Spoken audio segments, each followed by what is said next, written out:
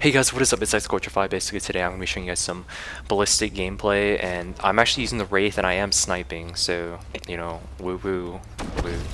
But basically, in case you guys are wondering, obviously I'm running the Wraith. I'm using the Magistrate and the Twister, and I'm just going to say right now, I highly recommend don't use the Twister, use the Persuader or something, because the range on the Twister is so pitiful.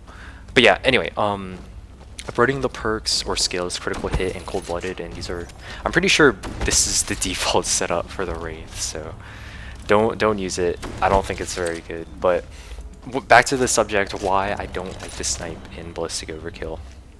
First off, I'm just gonna start with the weaponry in general.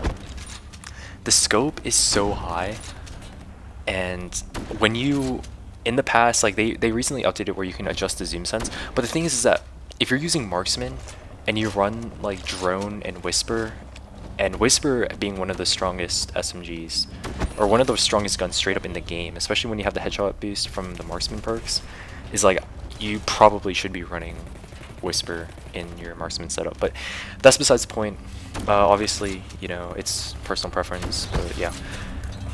If you're running a double zoom, like a double scoped setup where you have one sniper and one scoped SMG, whether it's the Whisper or the Ghost, you basically, your zoom sense is going to be so screwed up because you aim with the drone or whatever sniper you're using on the marksman, and it might feel really slow, and then all of a sudden you start using the Whisper and it'll feel super fast. Like there's no way you can adjust it.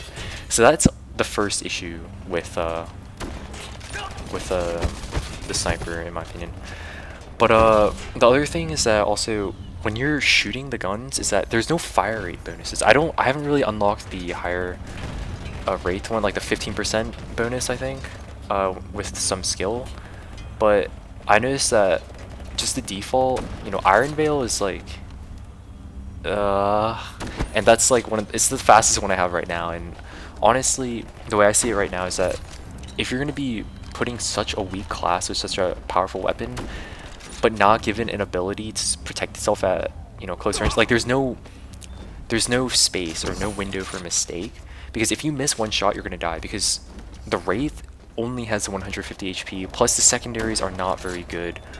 You know, yeah, you have like the Hydra or whatever, you have the Persuader that can, you know, put out a decent bit of damage in a relatively low period of time, but the issue with that is that if you miss like a few shots, you might run out of bullets. And then the next issue is that most of the classes, like 150 HP is the absolute minimum. The only other class that has that low HP is Shadow, and their ability to kill you at close range is ridiculously high. So most likely, if you miss your sniper shot and you somehow still have full HP, like they didn't hit you in the first few moments of the engagement, and you pull out your secondary, the chances that you're going to win that fight are so small.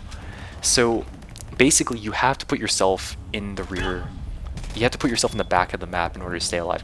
And then the next issue is that you have grenadiers, or just classes in general. A single grenade can kill you when you have 150 HP. Like even if you're a Shadow, one grenade will kill you. So you freaking have a grenadier who can throw 2 grenades at you.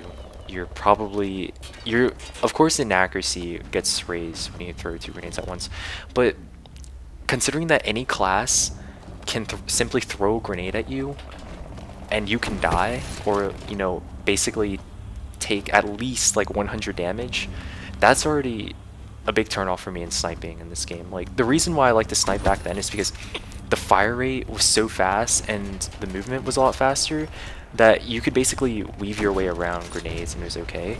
Plus, no-scoping was so high an ability that you can basically get away with missing shots and still be able to like quickly no-scope. And the secondaries weren't really required because the fire rate was so fast. So combined with all that, now you look at today's sniping, where basically, I think in the browser version, grenades could kill you I don't think they could kill you actually, because you could have bought armor as well. But basically, like, grenades now just obliterate you as a Wraith. So it's like any class has that ability. They don't even have to face you. And then combined with the fact that you basically are playing alone as a Wraith, because your teammates in a pub match aren't really going to be focused on protecting you. They mostly care about themselves. Like if you're talking about a competitive match, like in the future where hopefully we get some sort of competitive scene going on, still it's going to be extremely difficult, because when you're playing higher level players, they know how to dodge snipers. They know how to, you know, put their nades in the correct spots to flush you out. They know how to flank you correctly so you become ineffective. If your teammates aren't actively trying to stop them from pushing onto you, or if they're straight up unable to, you as a Wraith are going to have such minimal ability to do anything.